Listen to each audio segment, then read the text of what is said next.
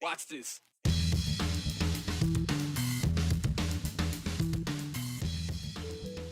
She's wearing many hats as of late. What the Boise City Council president, acting mayor, and interim lawmaker has to say about her recent multiple duties. It's Friday. That means it's hockey night in Boise. With the Steelheads on the ice, they are looking for a major win. They could bring home some hardware against the Kansas City Mavericks. Continuing the conversation of Greater Idaho, today we hear from a rural Oregon sheriff on the legal changes that would come with moving state lines. Well, happy Friday. So glad you made it through the week, and welcome in to the Friday edition of the 208. I am Joe Paris, and we appear to be on the final road of the Idaho Legislative 2023 session. To answer your question, no, lawmakers will not adjourn this evening, but they signaled that they will likely be done next week. Because the majority of business is done for lawmakers, there are a few things they do need to keep in mind. Governor vetoes. That's right. Governor Little has done that a couple of times this year, and lawmakers have a collection of controversial legislation sitting on his desk. So they want to make sure he doesn't veto anything before they go home. And that now today includes a proposed law that would regulate libraries. The Children's School and Library Protection Act passed the Idaho House earlier today after already passing the Senate. So now that's on the governor's desk, and Little can sign off on the proposed law that would require Idaho public schools and community libraries to take reasonable steps in restricting children's access to obscene or harmful material. Parents or guardian of a minor child who accesses inappropriate material according to the policy, well, they could bring a civil action against the school or community library for damages and injunctive relief. So yes, people would be able to win thousands of dollars in court from their local library if that library doesn't appropriately lock down harmful materials to children. So what does this look like in reality? Well, we'll find out very soon, but we did hear from the Meridian Library District Board this week over what policies like this could do to them. The answer, they tell us, could drastically change the policies to avoid costly penalties. To comply with the bill's requirements, we would need to rescind library cards that are issued to minors currently. We would need to prevent any minors from entering the library unless they were accompanied by a parent. We would need to discontinue our home delivery service. We would need to limit our outreach activities to only those locations where we don't expect minors to be, and possibly other changes to our policy. So lawmakers will be back next week to wrap up. If Governor Little doesn't veto anything, we'll stay tuned. Speaking of public service, of course, we featured a lot of elected officials here on the 208 over the last few months in the heat of the legislative session. And if you watch local politics over the last few weeks, you might have noticed one public servant pulling double duty and later a triple duty. Boise City Council President Holly Woodings has worked 3 roles in 3 weeks to help out her colleagues. Her elected position on City Council, filling in at the state legislature, and through this weekend, interim mayor of Boise. So what's the whirlwind like for her? Throughout the month of March, Boise City Council President Holly Woodings has had a lot on her plate. Okay, here's what meetings I'm in. Here's which role I'm in. And so do I have to wear a suit or not wear a suit? The internal conversation is based on the external conditions, serving as a public servant in 3 very different ways. Okay, the first thing I'd like to do is that we know that you're not Representative Mathias, and we actually have a nameplate for you, and so Secretary Benson went to get it. Welcome, Representative Woodings. We're glad to have you here. Thank you, and I admit that I'm new to this body as of today, and so I'm trying to play a little bit of catch up. But Madam Chair and Representative.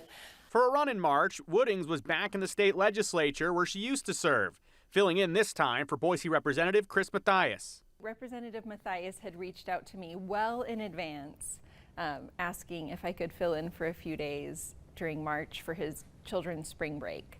And so, yeah, I agreed to do it. And so it had been on my calendar a long time. And the constituents, they got their money's worth. Woodings was not just there to fill a seat. It's actually kind of fun because, of course, I follow all the public affairs in the state and the city and the counties. And so stepping into that role, I got to ask questions that I don't get to ask as a member of City Council. And that part was really fun. The public service circuit continued this week for Woodings. Boise Mayor Lauren McLean announced that she was going to take a few days away to recover from a skiing injury surgery. So cue up Woodings for another role. It's actually pretty quiet. You know, this city has so many fantastic people working here. Everyone does their job incredibly well. And so I've been able to participate in some different conversations than what I would normally get to do as a member of City Council. That's been a lot of fun. And otherwise, it's been kind of business as usual from a city perspective. Madam Mayor, I move we adjourn. Second. We have a motion and a second. So check the boxes. City councilor, state lawmaker, and interim city mayor, all in 1 month. Woodings took to Twitter to say, March coming in like a lion, also out like one too. So what's the takeaway from a tour of public service? In every level, it's really the same thing. You need to be prepared. You need to do your reading beforehand, be prepared with questions that you want to ask. And I think above all, maintain a level of decorum and respect toward your fellow lawmakers and the people who show up to testify and, you know, share their concerns. And I think that that's the most important thing about it. Woodings says if you think her whirlwind march sounds fun, she suggests taking a look at jumping into public service yourself. We have public servants in this state from all walks of life with all different experiences. And I've met with a few folks who are interested in stepping into public service. And I would encourage anyone to, you know, kind of nourish that curiosity if you have it, and learn more about what public servants do and what it's all about. I asked Woodings if it's a sigh of relief to just go back to being the just city council president. She laughed and she explained that while it is nice to, for now, have a singular focus, she says the city of Boise, as we know, gearing up for a busy politics season. And to wrap up the politics for now, I want to invite you all to join us Sunday morning at 9 a.m. right here on News Channel 7 for Viewpoint. This week, I join our host, Doug Petcash from News Channel 7 and Dr. Jackie Kettler from Boise State. In the politics department, we're all talking the Idaho Legislature and the session action. And that included a huge new group of lawmakers, changing the dynamic of years past. I think it's been really fascinating to watch a lot of the new legislators and the new kind of compositions of committees and the chambers and how that has shaped how both chambers have operated, resulting in some of these really close votes on the floor, including some pieces of legislation defeated on the floor, which is really kind of fascinating. We don't often see a large number of bills failing on the floor. So Sunday morning at 9 a.m., hope you can join us. If not, Viewpoint, always available on demand at ktvb.com and YouTube.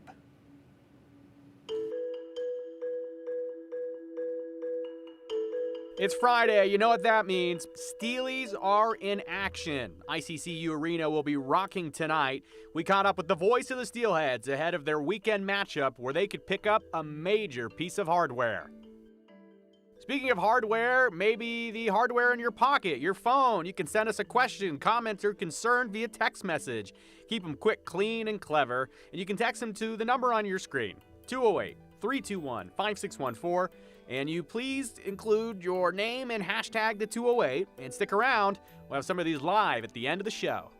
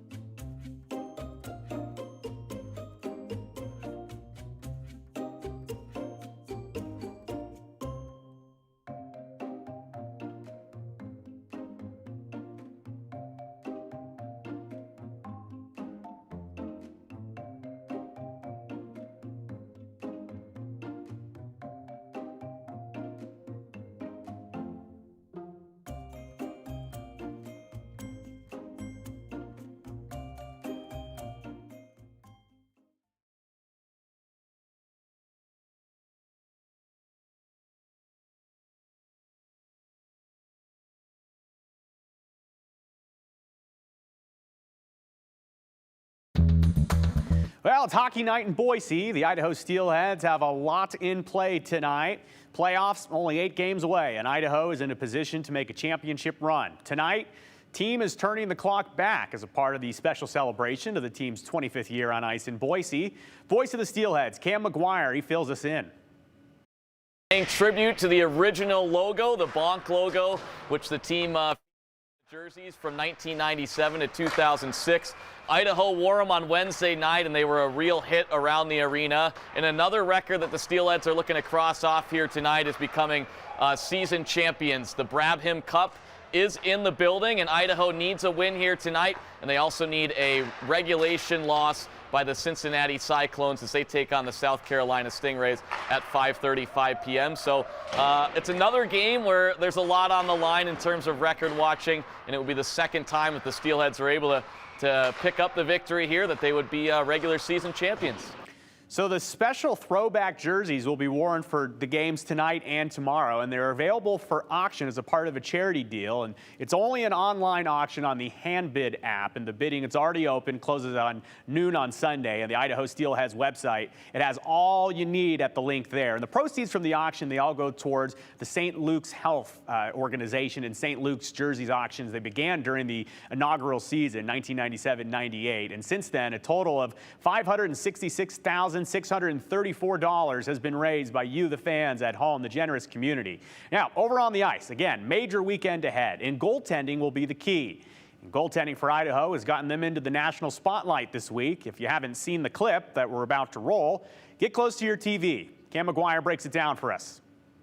I'm talking with Steelheads head coach Everett Sheen. You know, one of those things wants to make sure that Scheel is rested heading into playoffs, and I know that Sheener and Sheeler had a conversation earlier this week, and Sheeler wants the net. He wants to, keep things going. Obviously, he's won 8 straight games. He's won 14 of his last 15, and when Sheeler told Sheener, "I'm ready to play," what's head coach Everett Sheen going to tell him? No. Here's a blast from Sambrook. Oh my goodness! What a stop by Adam Scheel to keep it a 5-0 lead for the Steelheads. How in the world did that stay out of the net? That was crazy. I mean, Wednesday night, this place was absolutely electric, as it has been all season long, but certainly the loudest I've heard it all year. And it's not often where you see a standing ovation for a goaltender save.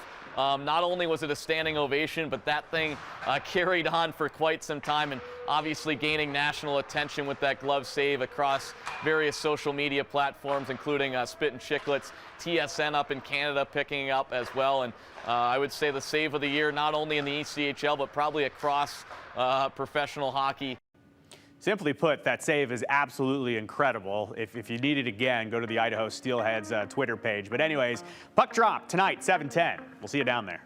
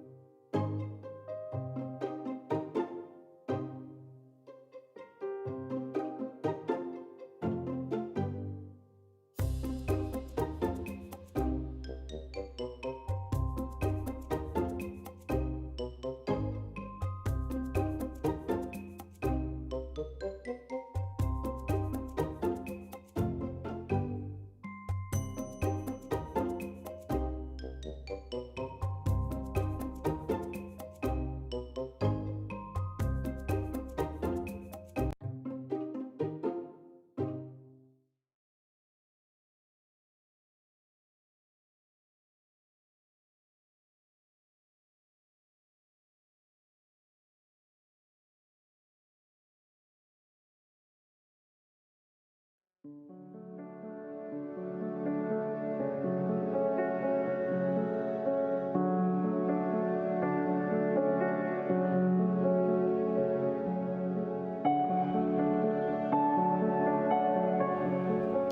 a beautiful view there. Well, if anyone has been asking for more snow and rain, well, I got some good news for you. We are going to get it. Our weekend once again looks pretty active with the rain and snow, and you can see our next system is already moving in off the coast for us. We're seeing some light showers in the Magic Valley area as well, and we're going to continue to see the moisture as we go throughout the weekend. So here's our weekend view all in one snapshot. We're going to be seeing those temperatures a little bit closer to average for tomorrow, but the rain is coming for valley locations. The mountains really is going to be where the action is with multiple inches of snow. Bulk of that moisture is coming in on Saturday, and some spots could see up to a foot of snow throughout the weekend.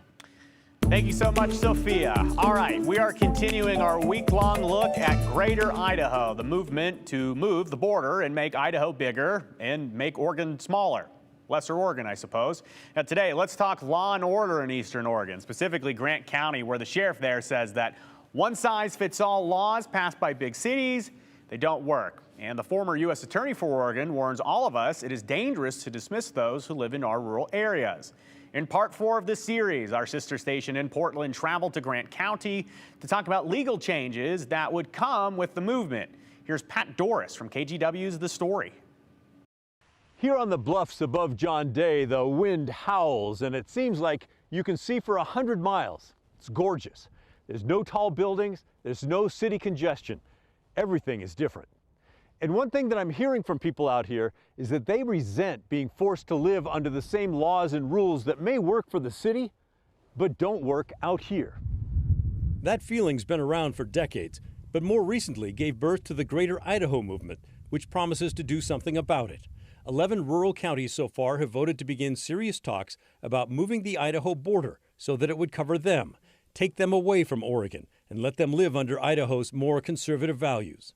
The new border, as envisioned by the movement, would cover a total of 15 counties and look something like this. We think it's unlikely that it will ever happen, but it is evidence that many in rural communities are deeply angry and convinced Oregon will never recognize or honor their values. That's why we're here in Grant County, to talk with people who live here and listen to their frustrations. While many here are supporters of the movement, the sheriff is on the fence about whether Grant County should become part of Idaho. If there was a vote tomorrow to make this part of Idaho, how would you vote?